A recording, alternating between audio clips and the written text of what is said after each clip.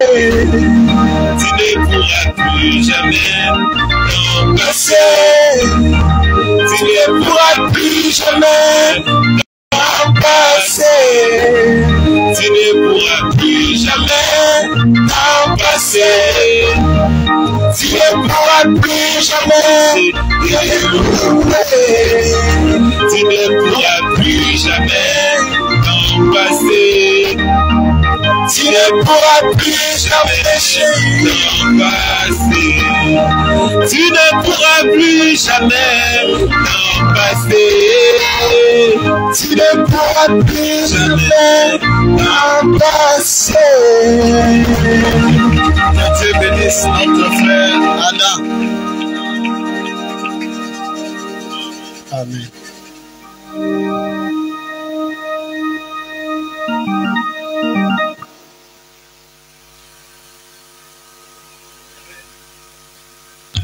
Demandez à quelqu'un s'il a la joie ce matin. Salut celui qui est à côté de toi. Dis-lui que Dieu te bénisse. Est-ce qu'on peut nous lever? Est-ce qu'on peut nous lever? Souris donc.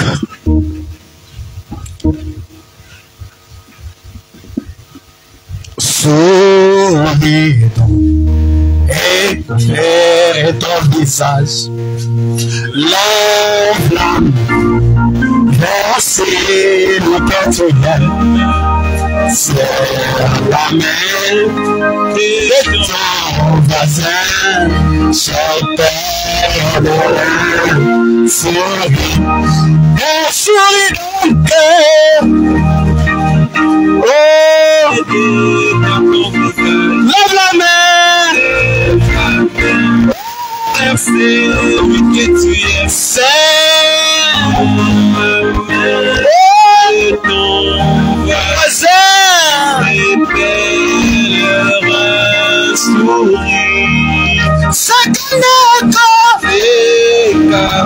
C'est Kaola et Tombola.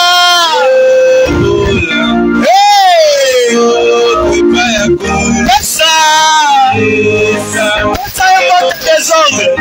comme ça va mon tout côté. Oh, c'est Kaola. Oh, Sakanaka. Hey, Tombola.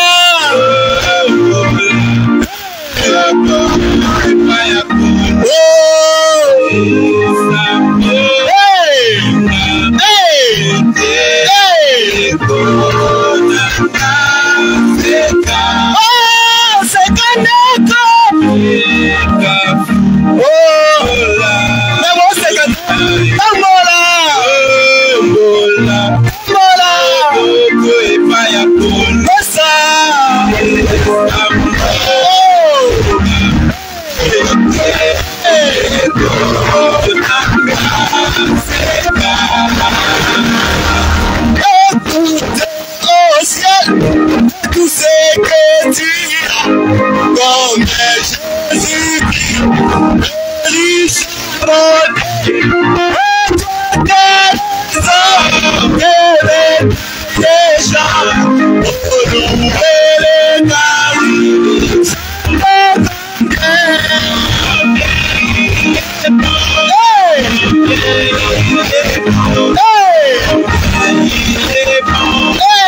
Seigneur, mon Dieu,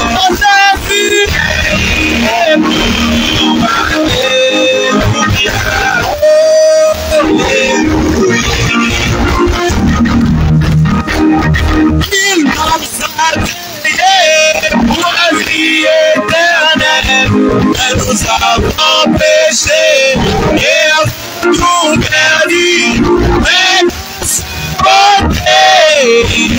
désira de nous ramener à la vie. Chantez comme il est bon, il est bon, il est bon. Oh Seigneur mon Dieu, il est bon. Alléluia, il est toujours.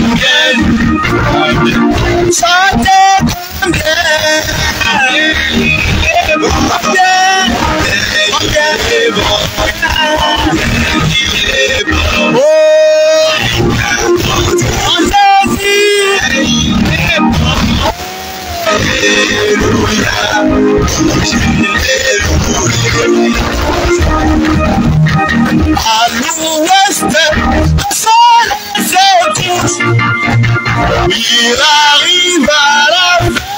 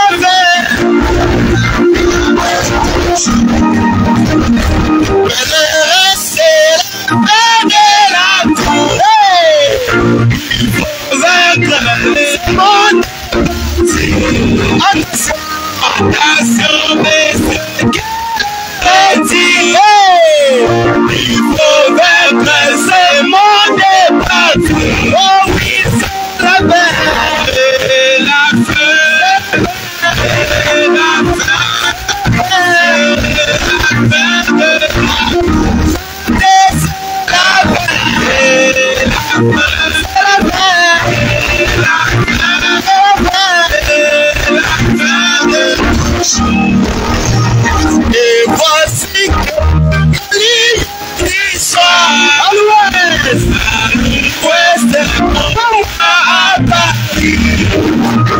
Elle manifeste la vie. Je le crois, c'est vrai, j'ai le droit. Ils sont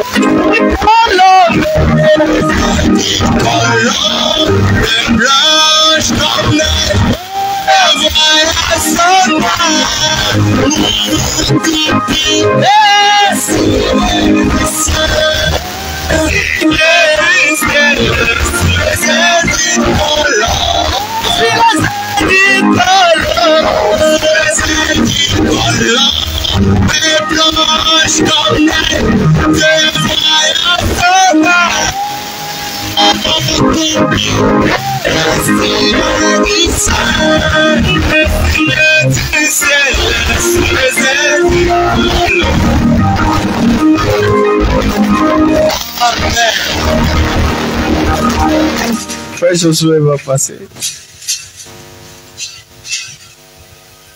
Le prédicateur du jour est déjà là. Mote ya mokolo azawana. Ouvrons nos Bibles. To fungola Biblia la biso. Luc chapitre 2. Luka mokapo ya mibali. Le verset 41. Zila ya kotanga tukumene na moko. Jusqu'au verset 52. Kinoko suka na molongo tona nzela ya tukumitano na mibali. Les parents de Jésus allaient chaque année à Jérusalem.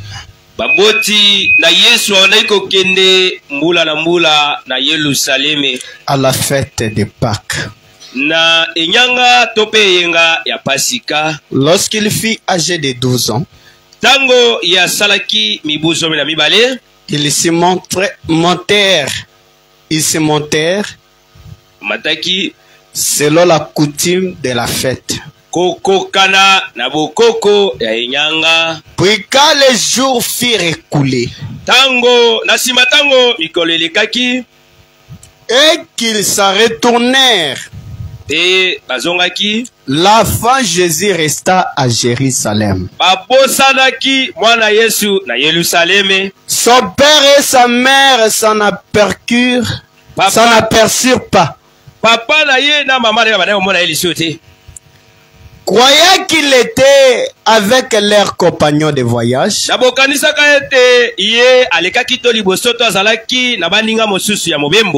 firent une journée de chemin. Et les cherchèrent parmi leurs parents et leurs connaissances. Mais ne l'ayant pas trouvé. Ils retournèrent à Jérusalem pour le chercher. Au bout de 3 jours, ils le trouvèrent dans l'étape, assis au milieu des docteurs, les écoutant et les interrogeant. Tous ceux qui l'attendaient étaient frappés de son intelligence et de ses réponses. Quand ses parents le virent,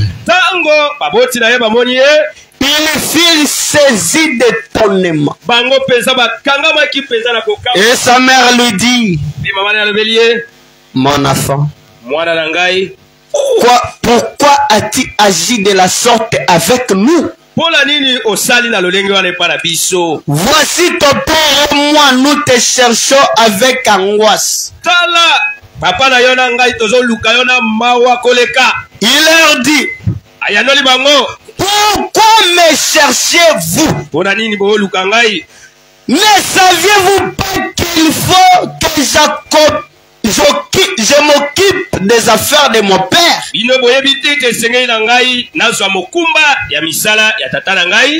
Mais ils ne comprirent pas ce qu'il leur disait. Puis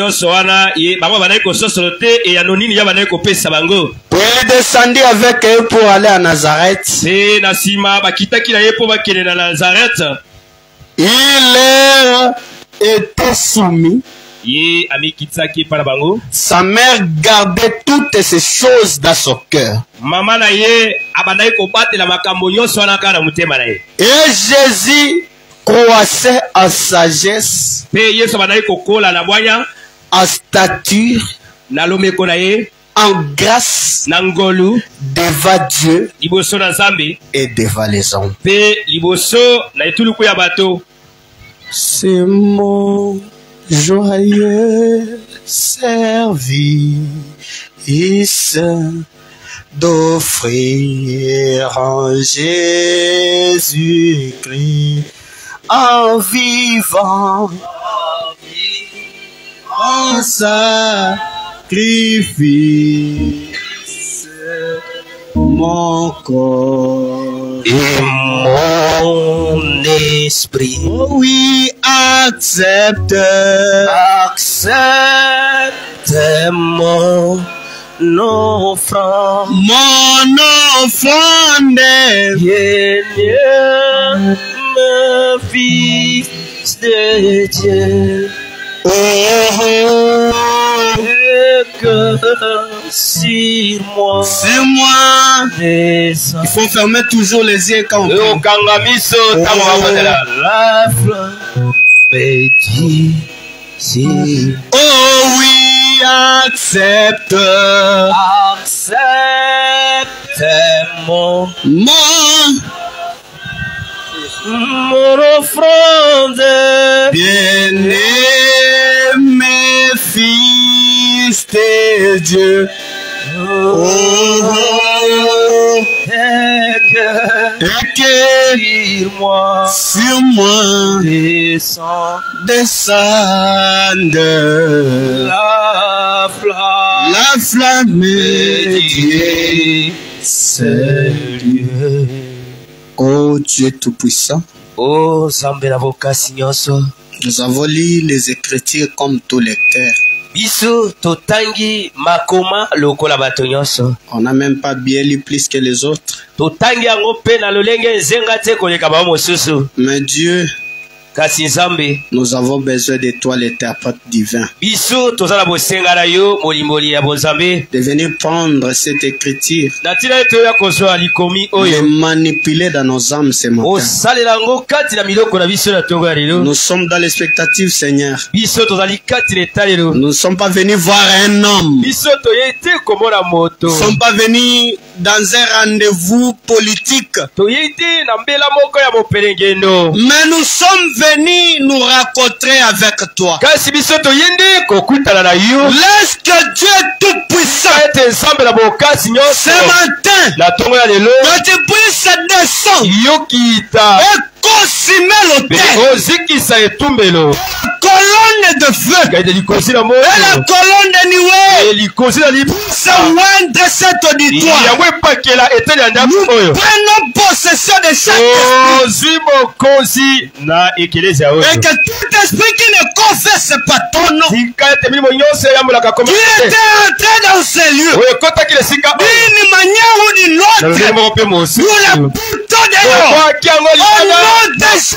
na nkolo yesu kristo Seigneur, oyaka kolo parle-nous tobela biso afin que nous puissions dire dans nos cœurs, na tina ete na nsima tolobala mitema na biso nos cœurs brûlaient au-dedans de nous mitema na biso ebandaki kopela kati na biso alors qu'il nous parlait. na ntango oyo ebandaki kolobela biso Que l'onction de Malachie 4 tika soit ete là, pokwa ya malaki ya mine ezala wana dans le nom de Jésus-Christ. na nkombo na nkolo yesu kristo Amen. ezala se bongo.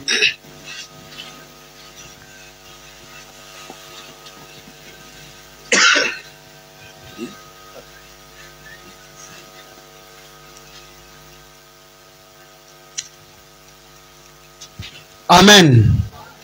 Est-ce que quelqu'un est dans la joie ce matin? moto moko aza lisengo na ntongo ya lelo Nous allons parler un tout petit peu, tolobaka moke to mokuse malgré qu'on ne sait pas parler plus que les autres. atako toyebi koloba koleka bao mosusu te Nous sommes comme des petits enfants biso toza lokola mwa bana mike en train de tâtonner. bazo momomomo Veuillez nous supporter. boyikikisa biso. Mais je sais que quelqu'un sera béni ce matin. ayebi ete moto moko akopambolama na ntongo ya lelo. Notre petit sujet de ce matin, likosa na biso ya moke ya ntongo ya lelo, les affaires du Père. misala ya tata, Entre parenthèses, tozingi tokangi les secrets du message. kuku ya etinda. Alléluia! Amen. Ce message a un secret. etinda oyo ezala mwa kuku moko. Frère Christ, que Dieu te bénisse pour la chanson. ndeko Christ tikazambe apamolo mpona loyembo. Et ce secret, mpe kuku yango aucun ange ne savait. mwangelu moko ayebi yango te. Même les fils ata mwana wa mobali wana ne savaient pas ce secret. ye mpe kuku wana ayebi yango te. Mais il y a un homme eza na moto moko qui est venu oyo ayi nous dire, kolobela biso je vais vous dire ce secret. ngai nakobombola bino kuku yango. Et c'est le secret du ezali message. kuku nde etinda. Tu peux prêcher le message, c'est bon. okoki koteya nde etinda eza malamu. Est-ce que tu connais le secret du message? na nyonso te wana oyebi kuku etinda. Amen. Amen. Et dans l'histoire que nous venons de lire, na lisukulu towiti kotanga Jésus Yesu était un enfant ye azalaki elenge mwana muke dans un couple. na bosangani moko ya libala Joseph Yosef et Marie, na Maria comme tous les enfants, lokola bana nyonso les pères les élèves ba papa to baboti bakolisaka bango babokolo bango en les amenant dans le chemin de Christ, na bomemaka bango na nzela ya Kristo à l'église, na ekelesia à l'école, na etelo aux travaux. na misala De même, na lolenge moko le couple Marie et Joseph lisanga liwana ya Maria na Yosef avaient comme coutume d'aller communier à Jérusalem, bango bokokola bango ezalaki mbula moko moko bakende kosangana kuna na Yerusaleme fêter leur fête de Pâques bandaki ensemble. kosala enyanga na bango ya pasika esika moko Alors ils ont amené un petit enfant de 12 ans. bango bamemaki mwana bango ya muke ya mibu 12 C'était bien Jésus. ezalaki malamu wana Yesu Ils l'ont amené. bamemi ye Après la fête, nsima na enyanga avec les bruits là, les troubles qui étaient là, na makelele wana bilo moko boyebi ndenge fete ezalaka ils passaient à voir Jésus avec eux sur leur chemin de retour. bango bakanisaki ete bakomona Yesu aza na bango na nzela ya bozongi Arrivés quelque part, bakomi esika moko ils se sont retrouvés qu'ils étaient là sans Jésus. bake komi kukola koyeba ete baza na Yesu aza te Ah, Marie, où est l'enfant? Maria mwana ngo aza Marie a demandé à Joseph, moi je ne connais pas. Maria azongeli Yosefu nga mpe nayebi te Allons le chercher. tozongana tokoluka ye La Bible dit, bien lobi ils ont cherché Jésus bango baluki Yesu parmi leurs pères, baluki Yesu totambusa aza kotia bakoko na ye kuna to boye dans leur connaissance. oyo na boyebi boye Jésus n'était plus là. Yesu azalaki wana te Ils étaient obligés de retourner encore à Jérusalem. bapusamaki na makasi bazonga lisuku na Yerusaleme Et quand ils sont retournés à Jérusalem, bazongi lisuku na Yerusaleme il leur a fallu 3 jours pour retrouver Jésus. na esika bazalaki mpo bakoma bakuta Yesu mikolo misato Imaginez si tu as perdu ton enfant, tala yo moko oyebi kaka soki obungisi mwana na yo même pour 1 heure. ata mpo na ngonga ka moko Regardez qu'est-ce que ça va te faire. tala eloko nini ekomela yo Et quand ils ont retrouvé Jésus dans les tables, ntango bango bakei kokuta Yesu kuna na tempelu Marie a dit à Jésus, Maria alobeli Yesu fils, mwana na ngai pourquoi tu as agi de la sorte mpo na nini yo osali na olenge wana envers nous tes parents? epa na biso baboti na yo Frère Branham dit, ndeko baba alobi Dieu, nzambe même s'il est petit, ata soki aza moke il réprimande à cause de sa parole. ye abetaka to apambelaka na ntina eliloba na ye Marie avait parlé à l'encontre de la parole de Dieu. Maria akendaki pembeni to alobaki pembeni na liloba na nzambe Ton père et moi. tata na yo mpe ngai Et pourtant Marie elle-même nzoka nde Maria ye moko avait témoigné. atatolaki J'ai reçu cette grossesse nga na yambi zemi oyo par une salutation du Saint-Esprit. na nzela ya losako ya molimo mosatu L'enfant n'était pas le fils de Joseph. mwana wana azalaki mwana ya Yosefu Il était un fils venant du Saint-Esprit. azalaki mwana utaki na molimo mosatu Directement de la présence de Dieu. mbala moko na bozali na nzambe Et Jésus a réprimandé Yesu apameli en disant, na bolobaka ne savez-vous pas que je dois m'occuper aux affaires de mon père? bino boyebi nde ete ngai esengeli nazwa mokumba ya makambo ya papa na ngai Mais si Joseph était son père, soki Yosefu azalaki tata pourquoi il a réprimandé de cette façon? mpona nini apamelaki bango na olenge wana Je dois m'occuper esengeli na ngai nazwa mokumba aux affaires na misala de mon père. ya papa na ngai Amen. alleluya Et quand ils ont attendu cela, ntango bango bayoki yango la Bible dit Marie a gardé ça. biblia elobi Maria abateli likambo wana na motema Malgré Jésus s'est soumis en eux, etalaki te lokola Yesu amikitisaki liboso na bango ils sont partis ensemble. bango bakisela moko Marie avait ça en cœur. Maria abatelaki kanda na motema Et frère Branham ndeko Branham viendra nous parler des affaires du Père. akoya kolobela biso na ntina ya misala ya tata Il a dit les affaires du Père alobi misala ya tata ne se limitent pas seulement en Jésus. yango esuki te mpe mpa na Yesu Il y avait les affaires du Père pour Jésus. ezalaki na misala ya tata mpo na Il Yesu y a les affaires du Père aussi pour pour nous. Et c'est ce que nous allons voir ce matin. On va voir d'abord les affaires du Père pour Jésus et les affaires du Père pour nous. Parmi les affaires du Père, c'est la raison pour laquelle j'avais dit au frère Christ que Dieu te bénisse pour la chanson. Aucun homme. Cette question a été posée en Genèse. Il n'y avait pas d'homme pour cultiver la terre. Et la réponse à cette question, ce n'était pas Dieu. C'était un homme. Adam. Et elle a fait cette même question se pose. Aucun homme ne fut trouvé digne d'ouvrir le livre ni de la regarder. Et cette question, c'est scellé au livre de la rédaction. Et ça doit avoir seulement un homme pour répondre à cette question. Amen. Commençons avec le prophète. La voie à laquelle Dieu a pourvu. C'est là prêché le 16 mai 1961. Matin. Paragraphe 44. Voilà me dit. Nous sommes à la fin des temps. Nous sommes à la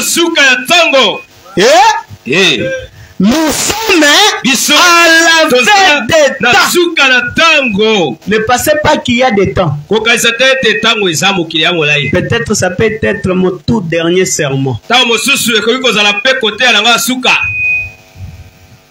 Nous surveillons seulement la journée de vendredi. Chaque jour, il faut surveiller cette journée. Chaque jour, il faut surveiller cette journée de vendredi. Parce que l'enlèvement, ça sera un certain vendredi. Si tu ne le sais pas, écoutez ça aujourd'hui. Un certain vendredi, à l'espace de 6 heures, à 8 heures, au communauté 1 minute. Il est maintenant arrivé à 8h01. Il tape tout. Et t'as lieu. C'est là, tu regardes. Amen. Amen. Nous sommes à la fin du temps. Nous trouvons la volonté de notre Père. Occupons-nous des affaires de notre Père. Sans chercher à nous faire un nom. Aujourd'hui, au lieu de s'occuper des affaires de notre Père, les gens cherchent à avoir des noms. Des chrétiens de renom. Et bazali ba Christo ya kombo ya ngambo. Archibishop Etel. Yende pisikopo kingani. Est-ce que tu t'occupes des affaires de ton père? La bongo ozimo kuma bisaya tatana yo.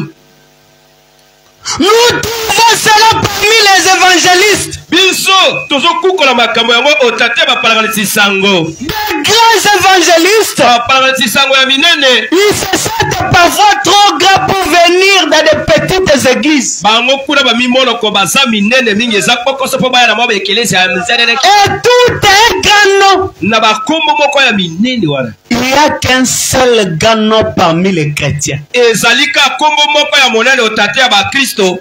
un seul kakombo moko grand nom kombo moko ya monene parmi les chrétiens. otate ya bakristo C'est le nom de Jésus-Christ ezali nde kombo ya Yesu Kristo devant laquelle o liboso na yango tout genou fléchira mabolongo nyonso efukama et chaque langue mpe kota nyonso confessera un jour. yango ekotatola to ekoyambola ekoloba mokolo moko.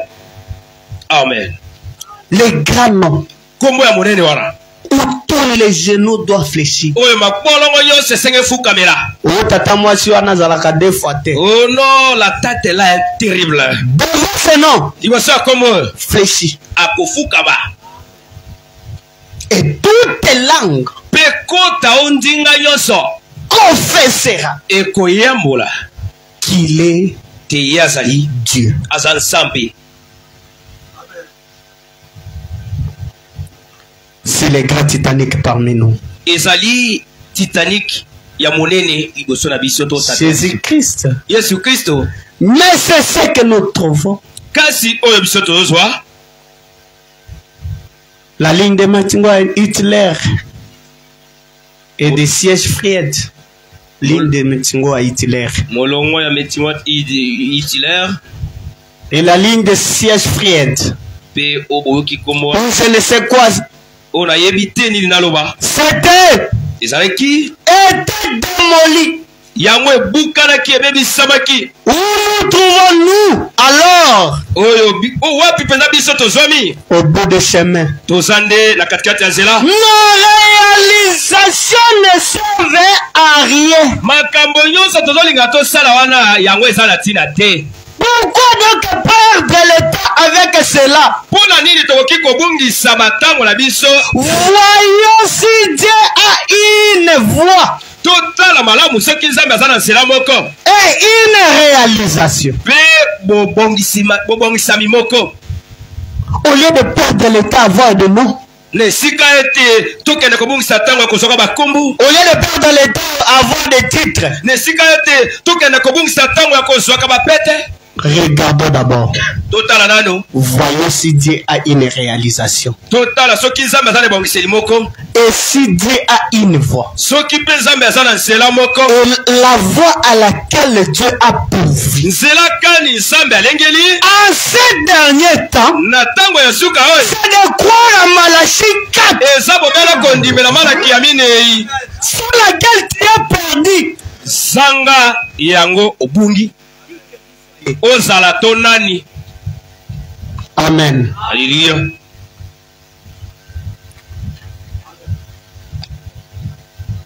Filons. tokinda Parce que on peut décortiquer trop de choses. po ete esengeli na biso tokatakata mwa makambo nzike. La semence n'hérite pas avec la balle. poso esangolaka libula na mbuma On te. pas directement les paragraphes, ça c'est condé. tozwa kaka molongo wana ya mokama na tuku mitano na mibale. Voilà le secret du message. tala kuku tolibombami etinda. Eh? Le secret kuku du message. tinda. Voilà maintenant le secret. tala yango sata epi. Maintenant, sasa epi exactement bekese les affaires du Père. misala ya tata.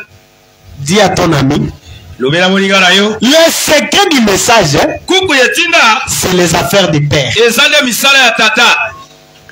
Le secret du message, kuku yetinda c'est les affaires du Père. ezali nde misala ya tata. Voilà. tala Qu'est-ce que les affaires du Père? misala ya papa yango nde nini. Pourriez-vous passer à secréter les affaires du Père pour lui? okoki kokanisa kobanzana oyo ezalaki misala ya tata mpo na ye. Ça c'est pour Jésus. wana nde oyo ya yesu. Voilà, merci. ndeko bwana alobi Accomplis ce que dit Esaïe. abandaki kokokisa to mpe ebandaki kokokisa oyo isaya alobaki. Une vierge concevra. ngondo moko akozwa zemi. C'est ce que Esaïe avait dit. eza nde isaya alobaki. Par Parmi les affaires du Père, otate misala ya tata une vierge concevra était dedans. ekozala na ngondo moko akozwa zemi ezalaki na kati wana. C'était les affaires du Père pour Jésus. ezalaki misala ya tata mpona Yesu. On avance. tokei liboso. Accomplis ce que dit encore Esaïe. ezalaki mpo akokisa lisusu oyo elobaki lisusu Isaya. Une vierge concevra, c'était Esaïe 9. ngondo moko akozwa zemi ezalaki Isaya libwa. Accomplis ce que dit encore Esaïe. akokisa lisusu Isaya alobi. C'est Esaïe 61. Isaya tuku motoba. Qu'est-ce qui est écrit là-bas? eloko nini ekomami wana. La boîte. batengumi. Comme un cerf. bakobanda kotambola kokimba lokola nganzi. Alléluia. Amen. Est-ce qu'on n'a pas vu ça dans la vie de Jésus? biso tomona wata na bombo ya Yesu. Et il est le même Jésus ce matin. ye kaka za Yesu yango ka moko. Même s'il y avait un boîtier ici, soki ezalaki ata na motengo il doit bondir comme un cerf. esengeli na ye atambola pimbwa lokola nganzi. Et toutes ces choses qui devaient se produire, mpe makambo mosusu maso wana esengelaki ekokisama. comme dit Moïse, lokola elobi Moïse. le Seigneur votre Dieu kolo nzambe na bino suscitera parmi vous, soki ye akotangema otate ya bino. suscitera parmi vous akotombola otate ya bino. un prophète comme moi. mosakoli moko lokola ngai. C'était les affaires du Père wana ezalaki nde misala ya tata d'accomplir cette parole. wana kokokisa liloba oyo. Eh bien, na malamu si cela soki yango arrive à travers les touches ekomi na katikati ya ekelezia to ya mobimbi de ces femmes naturelles, ya basi mpenza ya bonzoto boye. qu'en est-il des touches de ces femmes églises spirituelles? koleka boni na mobimbi ya basi oyo bazali ekelezia ya molimo. L'église représente ekelezia ezotalisa des femmes. basi Ou plutôt, to mpe les femmes représentent des églises. basi mpe baotalisa nde ekelezia. N'est-ce pas? eza bongo te. Frère Branham vous pose la question. obama atuli bino motuna. La femme représente l'église. mwasi aotalisa ekelezia. N'est-ce pas? eza bongo te. C'est ce que nous avons vu les jeudis. eza nde tomonaki mwamine. La femme n'a pas touché au cou. mwasi asimbaki te. Mais la femme avait touché au pan de sa robe. asimbaki ne songe ya robe na ye. Et la femme représente l'église. mpe mwasi aza kotalisa ekelezia. Cela typifiait l'église pour son temps de la fête. yango ezalaki elilingi ya ekelezia mwasi libala. Qui touchera oyo akosimba le dernier manteau de Jésus. songe ya mokoto ya Yesu. Et le dernier manteau de Jésus aujourd'hui, songe ya mokoto ya Yesu. c'est William Marion Branham. yango nde William Marion Branham. Et cette femme mpe mwasi yango n'avait pas prié. ye abondelaki te. Elle a juste touché. ye ayaki kpekesi asimbi. Et dans ce désordre-là, mpe na buli eke wana elle a allé s'asseoir. ye akende kofanda. Ça perte de ça. ezalaki kaka Ça perte de ça. otangi makila na ye Fini. esili. Amen. Nous devons nous occuper des affaires du Père. esengeli na biso tozwa mokumba ya misala ya tata na biso. Amen. Amen. Nous devons nous occuper des affaires. esengeli na biso tozwa mokumba ya tata. Crierez oganga le fondement. Masangu, les grains. masangu tomboto. Oui, monsieur. iyo mbutambutu. Qu'est-ce que cela doit faire? yango mpenza esengeli esala nini? Qu'est-ce que les affaires du Père doivent faire? misala ya papa yango kosala nini? Premièrement, ya liboso confirmer Malachie. esengeli endimisa malaki ya minei. Alléluia. Amen. Et dans Malachie 4, mpe kati na malaki ya minei il est écrit, yango ekomami je vous enverrai nakotindela bino Élie, Elia les prophètes, mosakoli afin de ramener natina mema le cœur des enfants mitema ya bana à leur eta père. papa na bango. Et Élie le prophète, Eli ya mosakoli. il y a deux pièces. Eza bisalelo mibale. Il y a d'abord l'esprit Eza liboso mo. et le corps. Benzoto. Et frère Branham nous dit, Wama bebiso. nous avons eu des Élie. To biso to si ba Elia. Nous avons eu des prophéties d'Élie. Biso to si. Nous avons eu tout d'Élie. Biso to si ba Elia. Mais Élie d'aujourd'hui, Elia lelo. c'est le Seigneur Jésus-Christ. Eza line kole Et comment il est venu? Ndenge na yei. Par Matthieu 17. Ayendo na zela Et Mata. qui signifie Matthieu 17? Mata isomi na sambo. La transfiguration. Il a changé son apparence. Ye azu egbokoso. Et c'est ce qui représente Sanu ezotali. les enfants du peuple. Tali samisa. C'est ça le secret du message. Ono ne kuku yetinda. Gloire à Dieu. Kimbo na isa. Est-ce qu'on peut monter? Toko mata. Apparemment, tu es distrait. Naomona loko bulunganisi makanisi. Apparemment, tu es distrait. Yesa ko bulunganisi makanisi. Montons ensemble. Tomata to buta elongo. Amen. Alléluia. Premièrement, Eloko liboso. Malachie 4. Malaki amine. Il continue. Akomi lisi okele. Confirmé. Indi misa. Luc 17, 4. Luka zomi na sambo tuku misato. Hey. Oh. Dans Luc 17, 4. Na Luka zomi na sambo tuku misato. C'est le ministère du Fils de l'homme. Ezali nde tomo ya mwana moto. Si nous allons, Soki nde okende. c'est notre père Abraham. Et pas tata na biso balayama. Il y avait 3 hommes qui ont rendu visite. Ezalaki bato misato bayaki kotala ye. Et dans ces 3 hommes, Et pe kati bato na il y misato. avait Michael, Ezalaki il Mikael. y avait Gabriel, Ezalaki na Gabriel. et lui-même Elohim au Ye monde. moko na katikati ya mikesa. Abraham a reconnu. Ntango balama yebi. C'était un moment sacré pour lui. Ezalaki ntango penza ya komi peto na komi Il a fléchi ses genoux. afukami mabolongo. Il a donné son enfant. Ye apesi yoko na zomi na ye. Alléluia. Amen. Et le prophète nous dit, Mosakala na biso. c'est la dernière chose que l'église pousse. Eza likambo ya suka oyo ekelesi ya mosi libala. Verra sur la terre Bakomona na mabele. avant l'enlèvement. Liboso na linetwa. Elohim, Elohim. Dieu, Nzambe. dans la chair Kati na nzoto. humaine, Ya moto. un prophète, Osakoli moko. un prophète. Mosakolika moko. C'est ça aussi les affaires du Père. Wana pe sala ya tata. Alléluia. Amen. Est-ce que vous voyez Omona. Elohim, Elohim. Dieu, Nzambe. dans la chair humaine aujourd'hui? Kati na nzoto na moto lelo.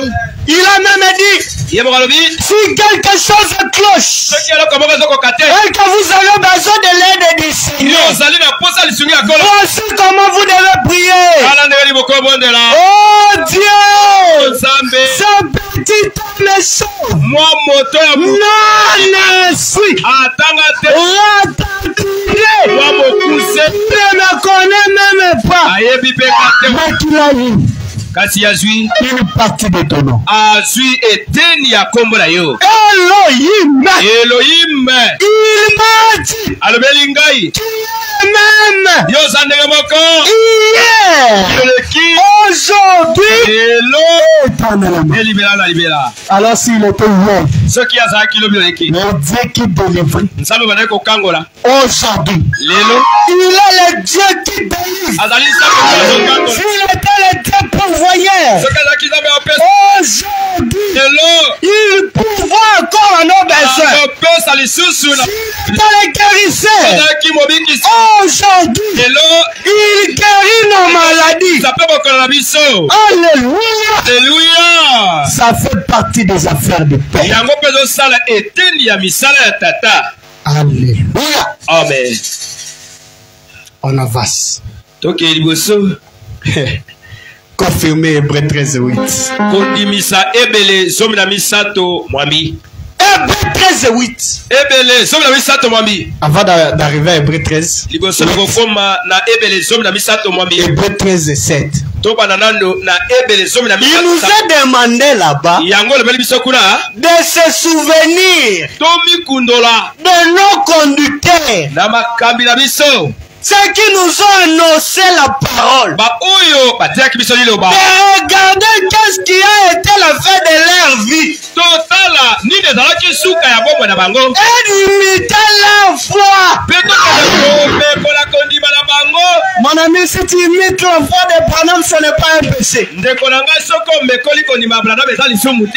si tu apprêtes cette foi, ce n'est pas un péché.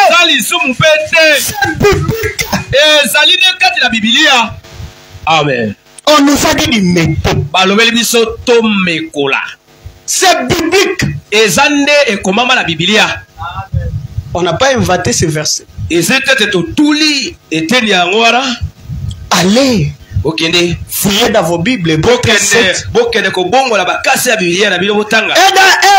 13, 8. Viendons nous prêcher un serment. Le faire sortir de l'histoire. Il est Dieu historique. Il est Dieu de l'histoire. Mais il nous a recommandé de lui faire sortir de l'histoire. Et dans ça, dans le paragraphe 38, frère Branham dit, il fera des choses à tel point que les gens vont se gratter la tête. Et ils ne comprendront rien là-dessus. Même si tu étais venu malade, même si tu avais amené tes problèmes, Dieu va te faire des choses à tel point que ça va pousser les gens à gratter la tête et de ne rien comprendre là. Ça fait partie des affaires du Père aujourd'hui. Les affaires du Père. Oh my. Oh Dieu. Confirmez Jacques 14 et 12. Kondimisa. Yohani somo la misato. Jacques 14 et 12. Somo la misato. Bibiliya zapi. Est-ce qu'on peut me trouver Jacques 14 et 12 là-bas? Yohani somo la minei. Somi na mibale kuna.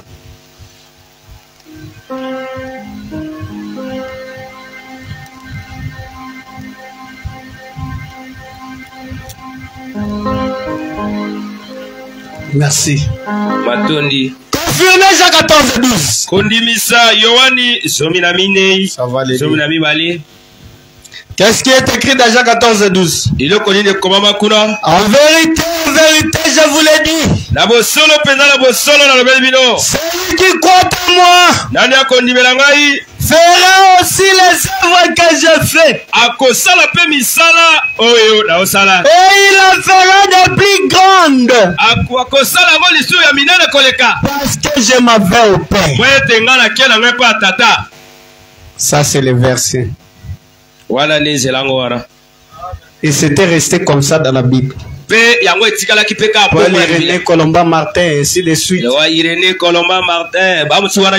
C'était resté comme ça. En vérité, on disait, je vous le dis, celui qui croira en moi fera. On n'a pas dit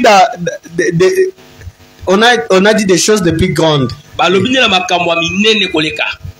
Même ce que Jésus n'a pas fait. Est-ce que vous le savez? C'est aussi une partie des affaires du Père. Alléluia. Amen. Cela me donne envie de sauter. Ce verset pendant les anges de l'église, c'était resté muette. Mais un jour, un homme dans la forêt, alléluia. Amen. Il avait besoin des écureuils. Il avait besoin des écureuils. Il n'y avait pas des écureuils. La parole lui est venue. Avec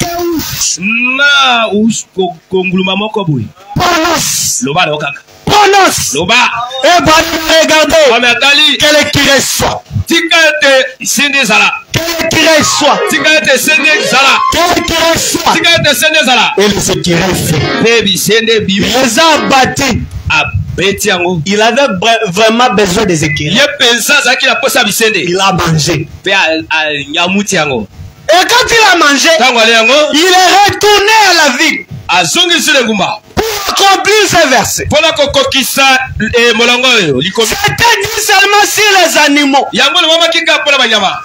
Une fois sur les animaux. Et ça devait aussi se reproduire sur l'être humain. Il est allé avec ses frères. Allons visiter la sœur Ativite. Alléluia. Amen. Jésus. On lui avait amené 2 enfants. Pour qu'il puisse donner la vie éternelle. Jésus a dit. C'est impossible. Et pourtant, Jésus, c'est l'auteur de la vie éternelle. Mais pour donner la vie éternelle, au début, ce moment de ce bébé, c'était impossible. C'était la chose la plus grande. Qui devait être accomplie au temps de la fête. Mais regardez-moi cet homme. Devati. Il va commencer à raconter l'histoire. Il ne veut pas de querelle. Et il m'a dit, j'ai prononcé. Il y avait des équerres. Je les ai abattus. Et je les ai mangés. Les gens ont douté. La sœur a dit, quand elle était là, l'esprit l'a saisi. Elle a dit, c'est l'exacte vérité. Il y a rien de mensonge là-dessus. Que je ne voie ou pas. Je le crois de tout mon cœur.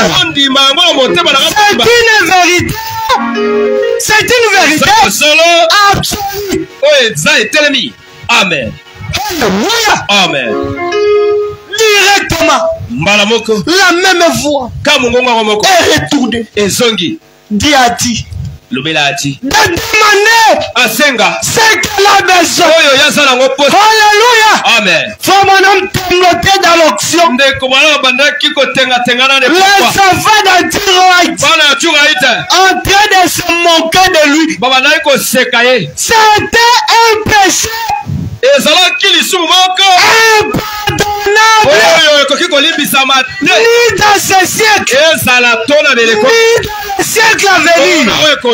Les enfants d'Antiroïte, les 2 garçons, en train de se moquer du prophète. Alléluia. Amen. Et il était là, sur l'onction. Il a dit, demande ce que tu veux. Ati ne savait rien de moi. Elle a regardé. Elle a regardé. Frère Banam a commencé à me proposer.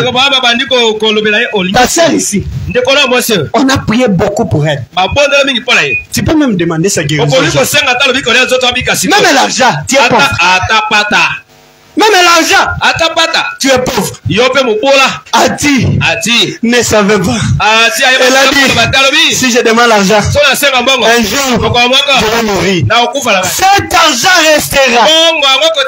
J'ai la vie éternelle pour moi-même. Je ne peux pas encore demander la vie éternelle. Elle a regardé. Elle a vu ses enfants. Elle a dit, oh, pitié Seigneur. Je demande la vie éternelle pour mes 2 garçons. Écoutez, les soldats du Père étaient en action. Salut, des enfants, c'était le temps. Qui est cet homme? pouvait donner même la vie éternelle. C'était pour les affaires du Père. Alors si quelqu'un ce matin n'avait pas la vie éternelle à cause des affaires du Père, recevez la vie éternelle. Alléluia. Gloire à Dieu. Alléluia. Les affaires du Père. Jacques 14, 12.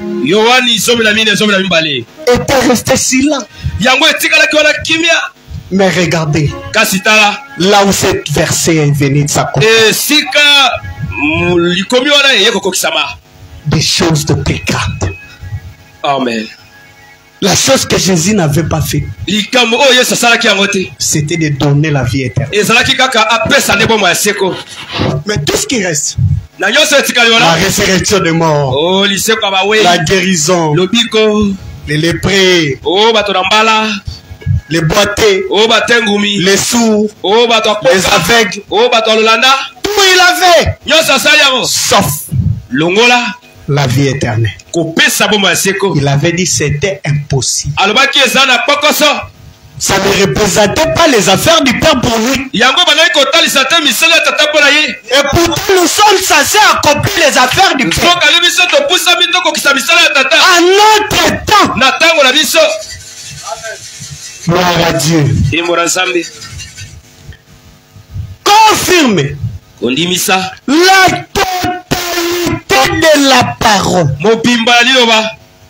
La totalité de la parole. Ici, hein? Si nous venons ici, ce n'est pas pour une morceau ou une partie de la parole. Si c'est la puissance, hein? La totalité de la puissance. Si c'est la parole, c'est la totalité de la parole. Oh non, ne me prêche pas ceci. Oh non, enlève ceci. Non. Les affaires du Père nous dit d'accomplir la totalité. Amen. Mais nous chantons. Naliloba ya mosakoli ngaina kolongola eloko mokote. Amen. Nandimeli sango malamu nyonso nakobakisa eloko mokote. C'est ça. La totalité. Mobimba. Si c'est la plénitude, pas une morceau. La totalité de la plénitude de la divinité.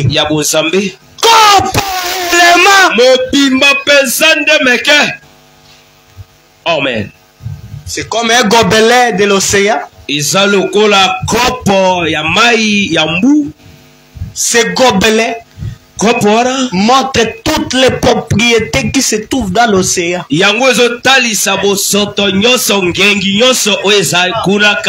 plénitude de l'océan dans ce gobelet. Et l'océan de beauté. L'océan de bonté. C'est le Seigneur Jésus-Christ. Mais nous, en état de gobelets, on doit avoir la totalité de la divinité.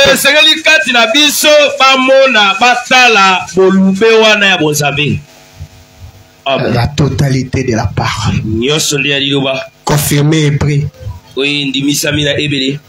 Je vais dire Apocalypse chapitre 10. L'ouverture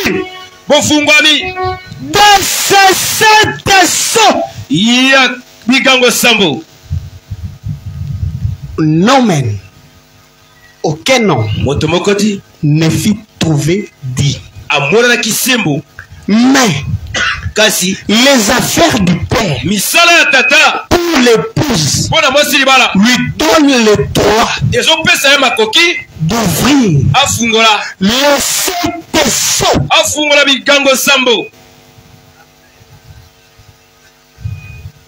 Voyez d'abord. Tout le monde a un riboso.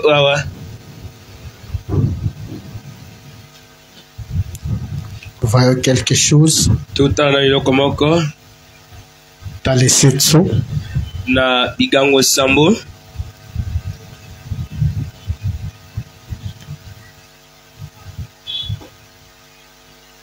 Fabanamdi. Ndeko mama lobi.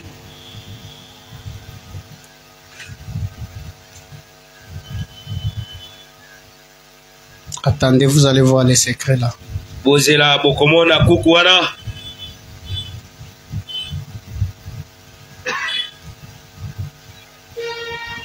Fabanamdi da paragraphe 244. Ouais, mais lobi na zela kotanga kama ibale na tukumi na mine. Toute l'armée du ciel. Lipinga ya bibunda yoso likolo.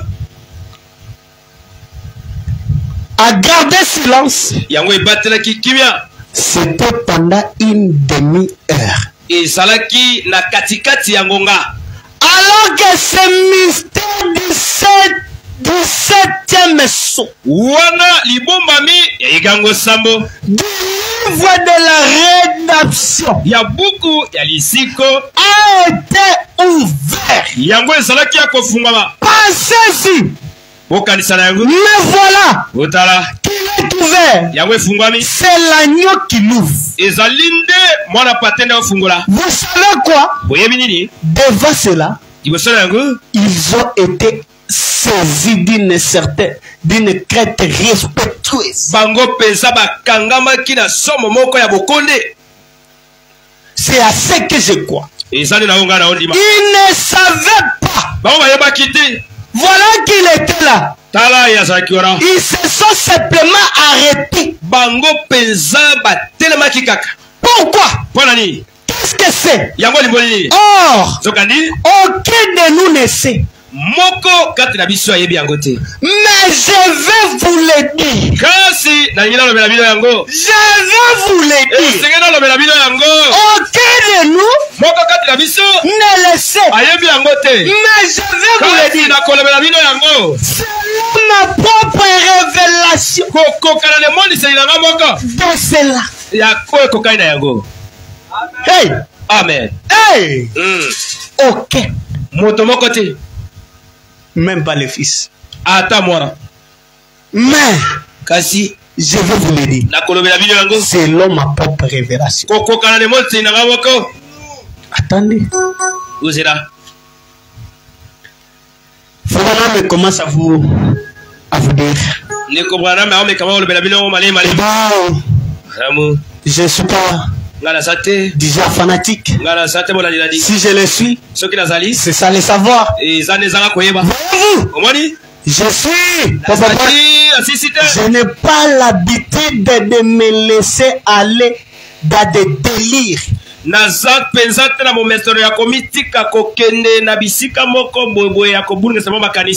des choses imaginées. J'ai dit certaines choses qui ont peut-être pu sembler bizarres pour certaines personnes. Mais quand Dieu vient l'appuyer, qu'il le confirme et qu'il dit que c'est la vérité, alors c'est la parole de Dieu. Voyez, ça peut sembler bizarre à cause de ça. Voyez, et maintenant, aussi sûr que je suis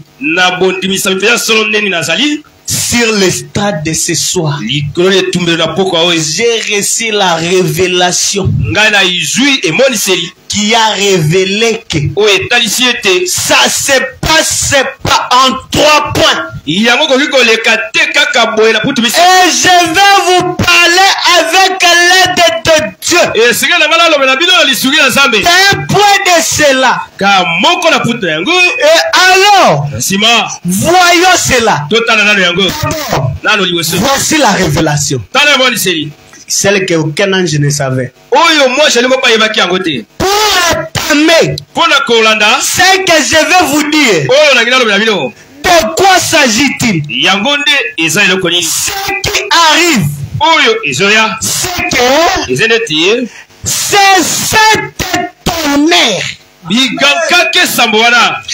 a atteint tonnerre et qu'il a devenu d'écrire. C'est ça le mystère.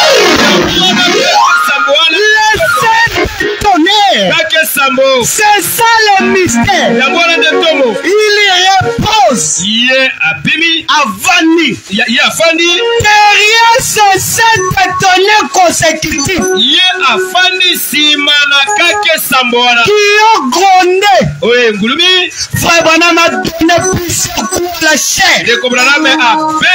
Jésus même se cache derrière. C'est cet tonnerre. C'est ça le mystère. Qu'aucun ange ne le savait. Et frère Branham, selon la révélation qu'il avait à l'estrade. Et qu'est-ce que fait ce tonnerre? Nous voyons les gens en train de dire les 7 tonnerres ont été révélés. Les 7 ont été ouverts. Mais Jésus n'est pas venu. Bandit. Les 7 tonnerres lui cachent. Les 7 sont ouvrent, les 7 tonnerres. Alors il est resté où? Il y avait une silence d'une demi-heure. Et cette silence d'une demi-heure, changement de fréquence. Toute l'autorité devait quitter le ciel pour descendre sur la terre. Au ciel, c'était un silence total. Mais sur la terre, c'était des bruits, des alléluia, des acclamations, des gloires à Dieu. Regardez comment vous êtes distrait. Quand les 7 sauts, et les 7 tonnerres s'ouvrent, il y a du bruit sur la terre, au ciel, un silence total. Parce que l'épouse sont devenus un. Il y a la coalition. Il y a l'union invisible. De l'épouse céleste et l'épouse terrestre. Alléluia. Amen. Alléluia. Alléluia. Alléluia. Alléluia. Gloire à Dieu. Je suis heureux de savoir ce matin que je suis un avec mon époux. Oh. Et voilà, nous dit, dans cette constellation, vous êtes tous vus là-bas. Moi, j'étais là. Est-ce que tu étais là? Tu étais là, mon frère. Amen. Les affaires du Père. Si ce n'était pas les affaires du Père, je ne peux pas connaître toutes ces choses.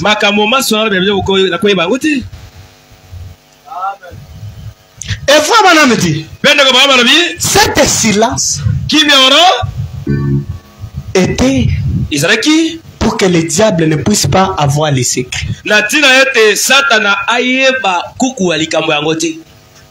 Si le diable savait ce qui s'est passé, oh mon frère, il allait faire des dégâts. C'est ce que frère Branham dit. Il allait faire beaucoup de dégâts. Parce que c'était un livre scellé de la rédaction.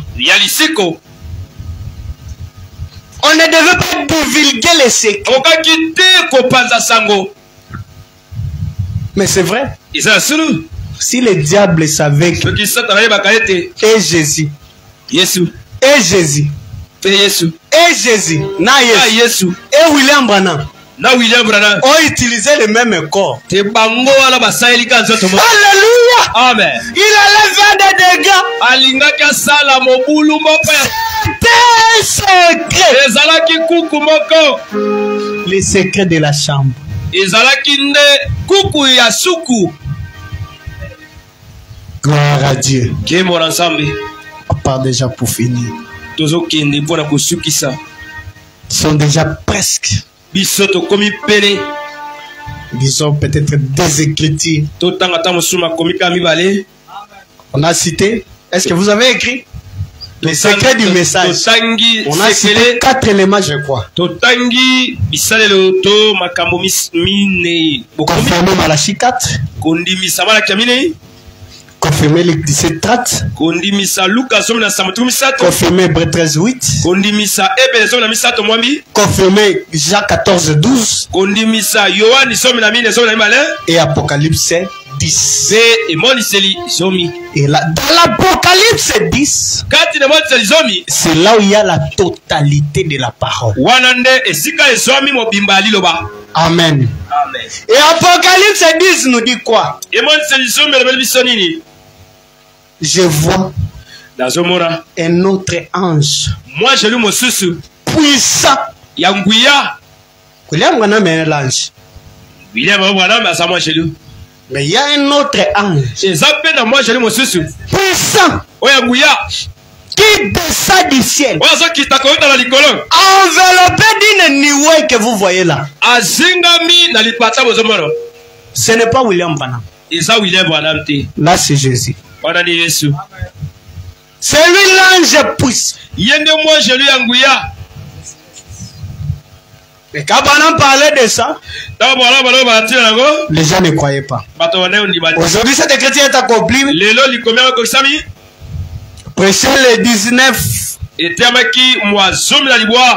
février 1965.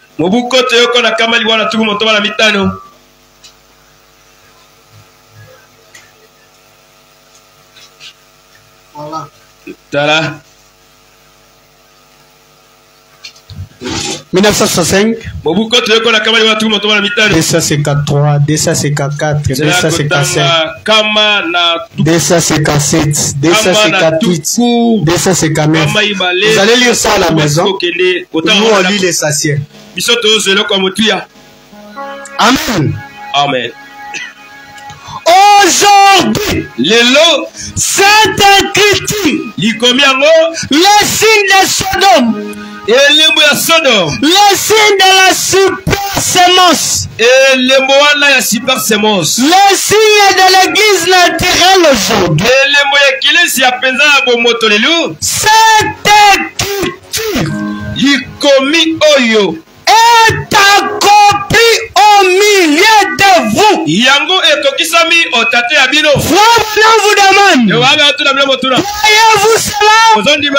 L'assemblée dit Amen. Voulez-vous l'accepter à l'instant? Voulez-vous l'accepter à l'instant même? Votre sauveur comme votre guérisseur. Tenez-vous debout. Tenez-vous debout. Chacun de vous. Dites, j'accepte ma guérison. Est-ce que tu peux dire j'accepte ma guérison? Je l'accepte comme mon sauveur. Je l'accepte comme mon roi. Que chacun se tienne debout. Aujourd'hui, écoutez mes amis, il lit le passé des Écritures. Il remet la Bible au sacrificateur. Il est dit tous les regards déjà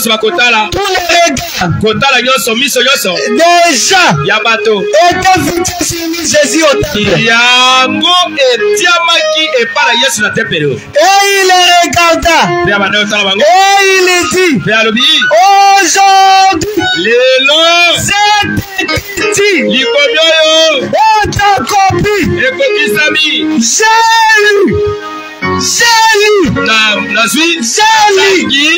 J'ai lu l'écriture avec une douzaine d'évidence. On puisse montrer que nous vivons dans les derniers jours.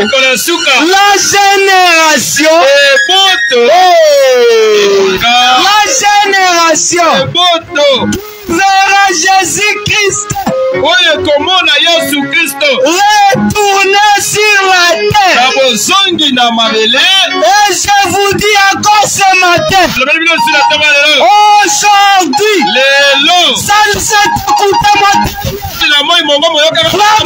vous dit ce matin, aujourd'hui, cette écriture il n'est pas question de où il vient. Il n'est pas question de si c'est pour qu'il vienne. Il est déjà venu. C'est ça l'évangile. Aujourd'hui, cette écriture est accomplie. Et je te dis, comme cette écriture est accomplie, comme cette écriture est accomplie, le Seigneur Jésus est descendu dans la nuée.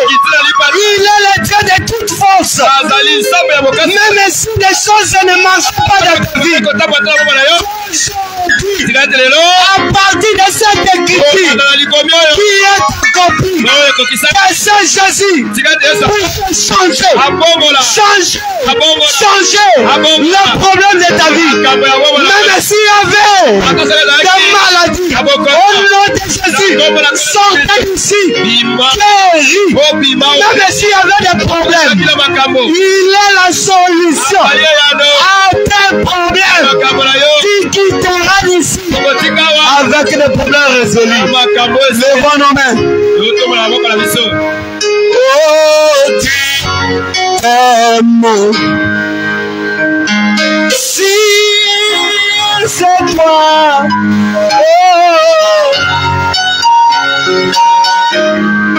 oh, si c'est toi, est-ce que tu peux répéter ça maintenant? Oh, si c'est toi,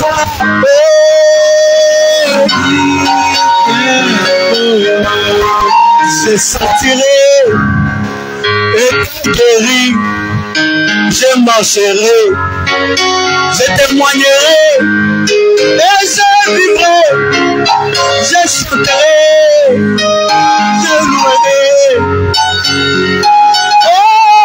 Oh, si c'est toi, mon Dieu, papa, si c'est toi,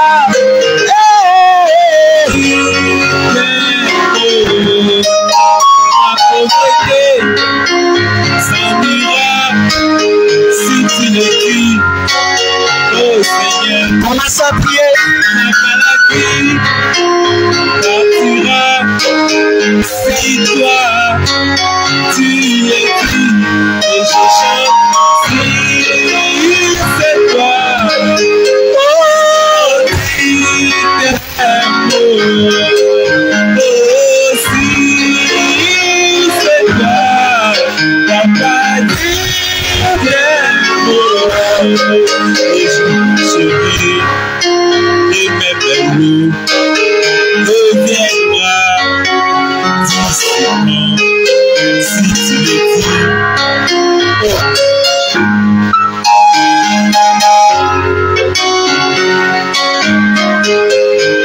C'était au temps du soir quand tu marchas sur le les eaux de la mer ont appelé les fantômes.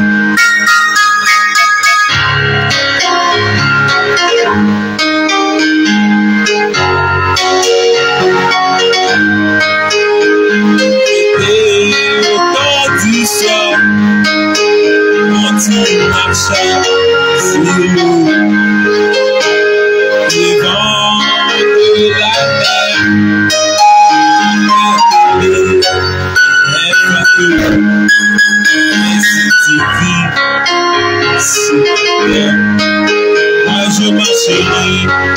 sur les eaux. Seigneur, si tu es dit, même maintenant, tes problèmes s'ennuieront. Seigneur, si tu es dit, tout de suite là, ma prophétie, partira et je chante. Si c'est toi,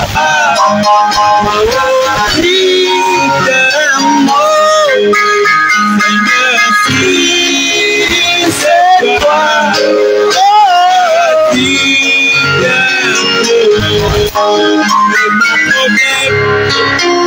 trouvera la solution si tu l'écris. Si tu l'écris, moi je chanterai même mes cris, même mes problèmes. Si tu l'écris, moi je le crois et je sortirai d'ici en étant sauvé. Oh, si c'est toi.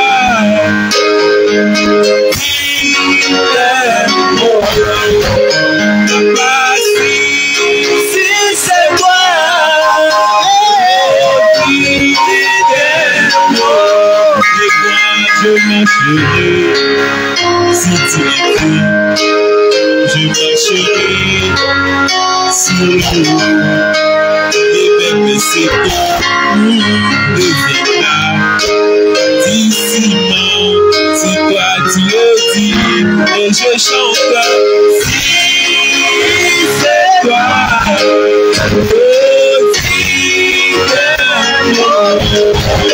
Seigneur, c'est toi,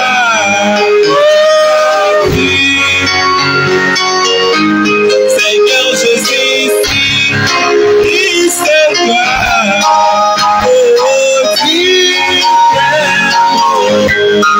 et je marcherai.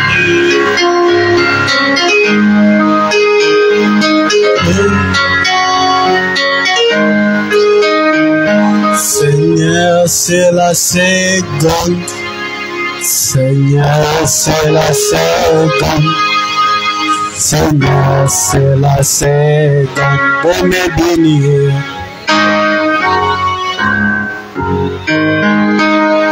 Seigneur, c'est la minute. Seigneur, c'est la minute. Oh, Seigneur, c'est la minute. Tu bénis ce matin. De me bénir. Oh Seigneur, oui c'est l'heure. Oh Seigneur, oui c'est l'heure. Oh Seigneur, oui c'est l'heure. de me bénir. De me bénir. Oh Seigneur, oui c'est le jour. Seigneur, c'est le jour.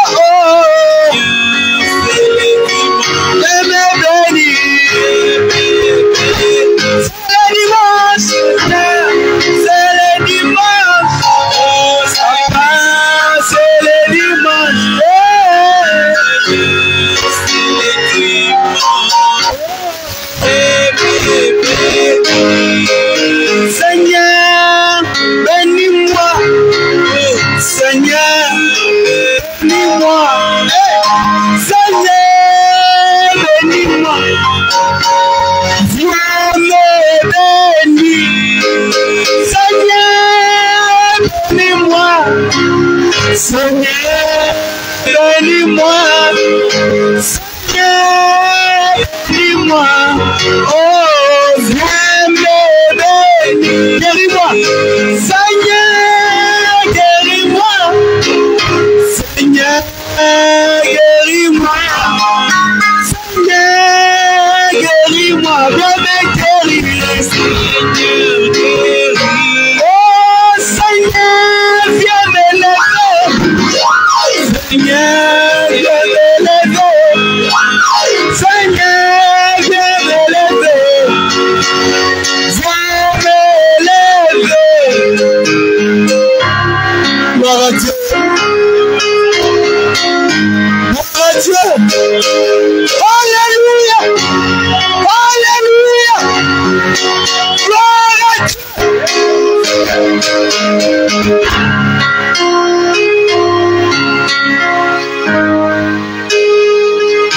Je vais te lire une citation avant de prier. Sawana me dit, le royaume de Dieu vient. La transformation se poursuit. De plus en plus. Du négatif au positif. Est-ce que tu peux répéter après moi? La transformation se poursuit. Sans plus. Du négatif au positif.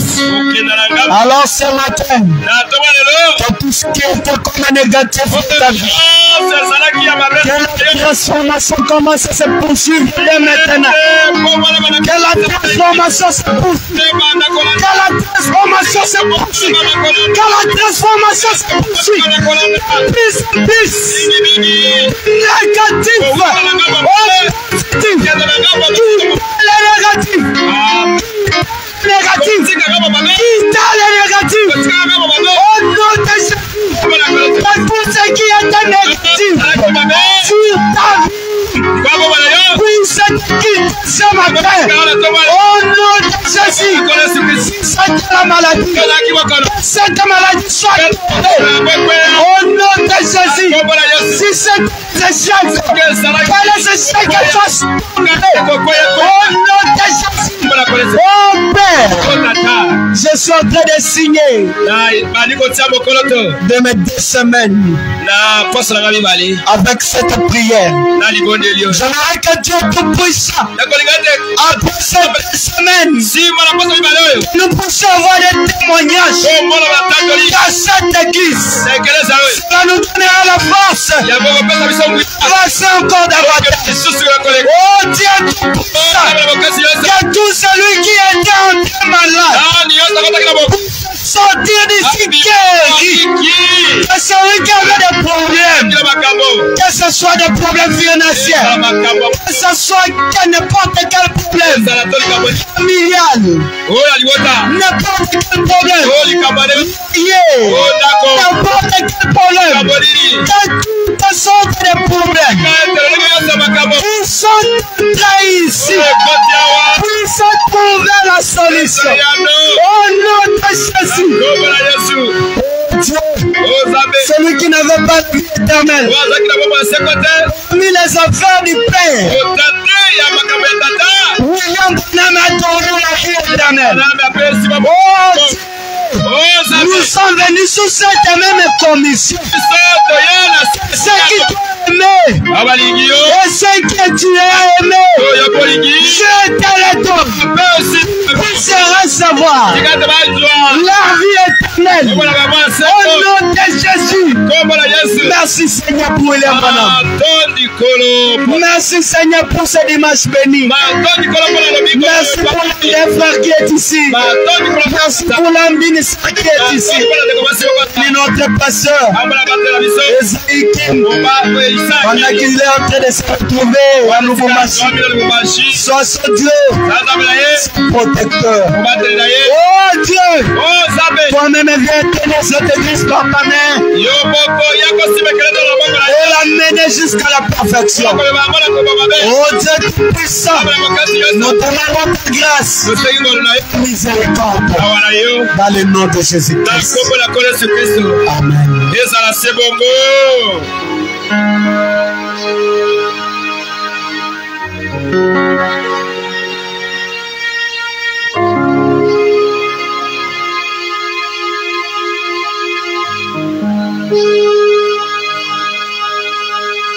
Amen. Tukobete la kwa Yesu Kristo maboko. Wano beteli Yesu te bete la kwa Yesu Kristo maboko.